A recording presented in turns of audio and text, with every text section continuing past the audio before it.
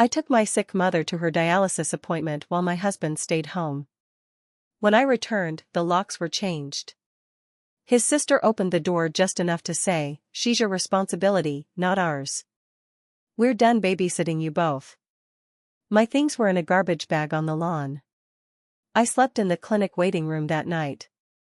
A week later, I knocked on her door with one thing in my hand. "My name's Carol. I'm 44. I've lived in a small town outside Springfield, Missouri my whole life. I've worked at the same thrift store for years, off and on, and I've taken care of my mom full-time since her health went downhill 2 years ago. Mom's in kidney failure. She can't walk anymore, she's on oxygen, and she has to go to dialysis 3 times a week. She lives with me. We barely scrape by on what little I make and what she gets from disability. It's hard, but I never complained. I did what had to be done. She's my mom. I married Dean 9 years ago. He was quiet, funny when he wanted to be, and he worked steady at a car parts warehouse. We weren't rich, but we had enough to keep a roof over our heads, groceries in the fridge, and gas in the van to get Mom to her appointments. At first, Dean was supportive. He even helped me with Mom sometimes. Drove her to a few appointments, sat with her when I had to work. But that didn't last. A little over a year ago, things changed. He started getting short with her. Then with me. He stopped going to appointments. He started making nasty comments about the way the house smelled. About how she needed too much help. Said he was tired of living in a hospital. Then he started sleeping in the guest room. Said he needed rest. Said the stress was killing him. I believed him. I gave him space. I told myself maybe this was just a rough patch. I didn't see what was coming. That morning started like any other. It was a Thursday. I helped Mom get dressed, packed her meds, loaded her oxygen, and we left for the clinic around 7:45 a.m. It was a rough day for her. She was weak, more out of breath than usual. We stayed at the clinic until about 3:30 p.m. I texted Dean around noon to let him know we'd be late. No reply. We got home around 4. The second I stepped onto the porch, I knew something was wrong. The locks were changed. The handle was new, different color, different shape. I paused, thinking maybe I was losing it. But then I looked down at the lawn. 2 black garbage bags sat there, half ripped open. One had my purse. The other had some of my clothes. A broken picture frame. One of Mom's pill bottles was lying on the grass. I knocked. Footsteps. The door opened, just a crack. Vanessa. Dean's sister. She looked me dead in the eye and said, "She's your responsibility, not ours. We're done babysitting you both." Then she shut the door. No warning. No talk. Nothing. I stood there, holding on to Mom's wheelchair, not even sure what just happened. She kept asking what was going on. I didn't have an answer. I banged on the door again. No one came. I tried Dean's number. Straight to voicemail. I left 5 messages, then 6. That night, I drove us back to the dialysis clinic. I knew the night nurse, Tracy. She didn't ask questions. She let us sit in the waiting room until morning. I covered Mom with my coat and stayed awake all night. By the next afternoon, I found us a shelter downtown. It wasn't great, but it was warm, and the staff helped get Mom a cot and a nurse check-in. I started making calls, Medicaid, housing assistance, legal aid. Then I learned the truth. Dean had gone to the courthouse 5 days earlier. Filed for divorce. Said I'd abandoned the marital home. Said I was choosing to care for my mother instead of contributing to the household. He claimed the house was in his name only. He was right, we'd never changed it after we got married, and had full legal control. Vanessa helped him file everything. And the worst part? He listed me as non-responsive to his petition. Said I'd moved out voluntarily. That's how he got the emergency order to change the locks. He planned it. He timed it for one of Mom's dialysis days. He knew exactly how to do it. They didn't just kick me out. They erased me. A week later, I came back. I didn't have a weapon. I didn't have the police. What I had was a manila envelope. Inside was something that would make Vanessa wish she never opened that door. The manila envelope I held wasn't thick. Just a few papers inside. But the weight of it? It was enough to burn a hole through the front porch if I let it. I stood there, staring at that same door. My hands were shaking, not from fear, just fury. It was early evening. I knew they'd be home. Dean's truck was in the driveway. Vanessa's car was parked half on the lawn like she always did when she came over. I knocked. Firm. Once. Twice. Footsteps again. A different rhythm this time. Not Vanessa. Dean. He opened the door just a crack, like she had before.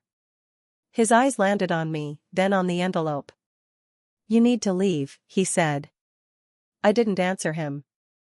I just held the envelope up and stared at him. "What the hell is that?" he asked. "Proof," I said. "You lied in court." He blinked. Hesitated.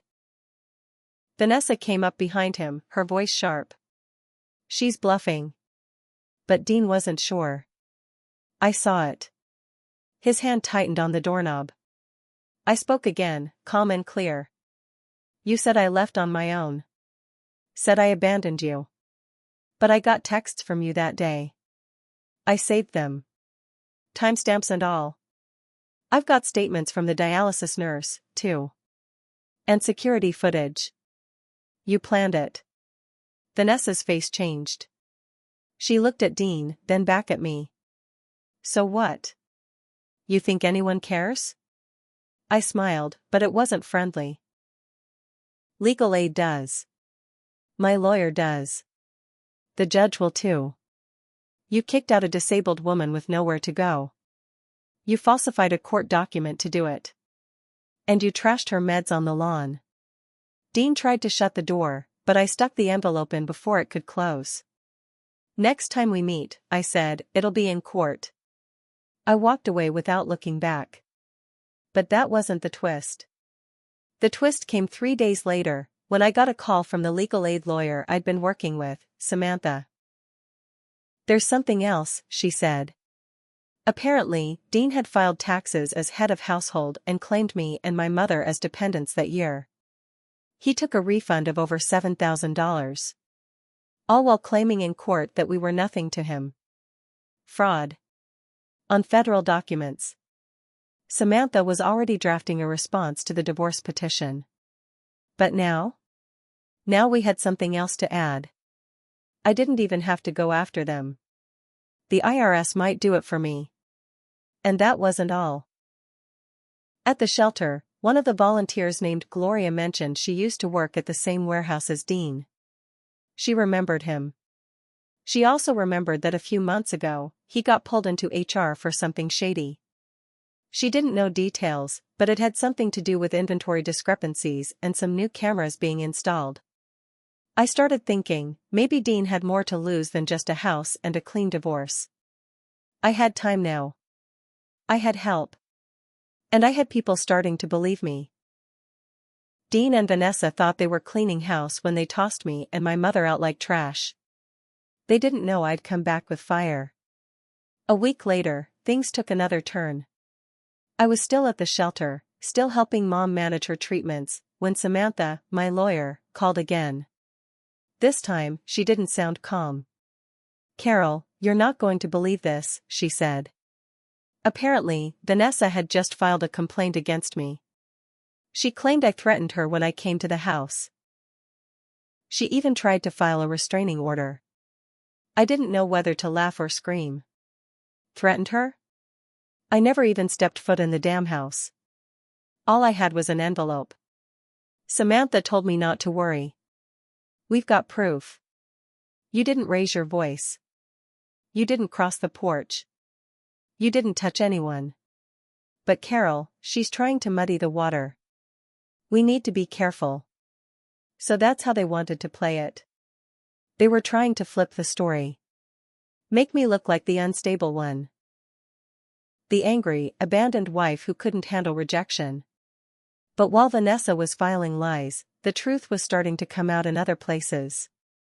Gloria, the shelter volunteer, had made a few calls to friends who still worked at Dean's warehouse. Turns out, Dean wasn't just under suspicion for missing inventory. He was being watched by management. Someone had flagged him for running a side hustle, selling car parts out the back door. Word was, a regional manager was coming in to look over the books. Dean didn't know it yet, but he was already hanging by a thread. I kept my head down. I worked with Samantha. We filed a formal response to the divorce with all the proof, texts, nurse statements, footage, and medical documentation. I also included a written statement about how Dean and Vanessa left my mother without food, oxygen refills, or a safe place to sleep. We didn't accuse him of anything we couldn't prove. But we gave the judge enough to raise questions. And while that was in motion, I got another surprise. One evening, I was sitting in the common room of the shelter when a young woman came in asking for me. She was maybe 25, quiet, kept looking over her shoulder. She said her name was Kelsey. Kelsey had been dating Dean for 6 months. She didn't know he was married. Not at first. He told her I was his ex. That I left him to care for his sick mother-in-law, and that he'd finally gotten the nerve to move on. When I left that envelope on his porch, he panicked. Told Kelsey to stop talking to anyone with my last name. But Kelsey was smarter than that. She found me. She apologized, said she felt stupid. Said Dean had started getting aggressive with her too. Possessive. Controlling. She handed me something. A flash drive. He left it at my place, she said. It's got photos, texts, even receipts. I don't know if it helps, but I thought you should have it. I took it straight to Samantha. That flash drive? It had everything. Proof of the affair. Screenshots of messages where Dean joked about getting rid of the old baggage. Pictures of him at our house while I was supposed to be gone. But there was more. There were photos of Dean with a man named Lenny, loading boxes into the back of his truck. And a note, paid in cash, keep it off the books. We were past divorce court now. Dean was heading straight toward criminal charges. And Vanessa? She had co-signed a bank account used for those transactions. They thought they had thrown me away. But what they really did was hand me the matches. And I had just started lighting them. The court hearing came fast after that. We stood in front of the judge in a plain courtroom in Greene County. Dean sat across from me, suit too tight, hair slicked back like he thought this was still his game. Vanessa was next to him, arms crossed, looking bored. Like this was beneath her. But when Samantha started laying everything out, I watched their faces change. First, the texts. Then the medical records. Then the video from the clinic showing me walking out with Mom the day they claimed I left for good. And then, the flash drive. Samantha didn't hold back. She showed the messages between Dean and Kelsey. The photos of him selling stolen parts. The receipts, the bank info with Vanessa's name on it. Dean started sweating. Vanessa turned pale. The judge looked furious. He asked Dean directly, "Did you falsify this petition to take advantage of your wife's absence while she cared for her dying mother?" Dean stammered. I thought she wasn't coming back. She was taking her mother to a medical appointment," the judge snapped. "Not moving to Tahiti." Then came the tax fraud part. $7,000 in false claims. My name and Mom's on the paperwork. The judge said that one would be handled by the IRS directly, but he made a note of it in the ruling. And finally, the kicker, evicting a disabled woman, my mother, without legal notice, leaving her without oxygen or medication. That alone? Enough for civil damages. The judge ruled in my favor on every count. Dean was ordered to pay spousal support and return all my personal belongings, properly, not in garbage bags. Vanessa was barred from filing any more complaints without court review. And the judge referred both of them for further investigation into the theft and fraud. Dean lost his job a week later. The warehouse had already been reviewing his activity. My documents just sealed it. Then the IRS started their part. Audits. Interviews. Letters that didn't stop coming. And Vanessa? She had co-signed a loan using those stolen funds as income. She defaulted 3 months later. The bank froze her account. But I wasn't done. Using the court ruling, I filed a civil case for emotional distress and wrongful eviction on behalf of both me and my mother. I got a settlement. Enough to get us into a small 2-bedroom apartment near the clinic. Nothing fancy, but clean. Quiet. Ours. Mom passed away 6 months after the last court hearing. Peacefully. In her bed. With me by her side.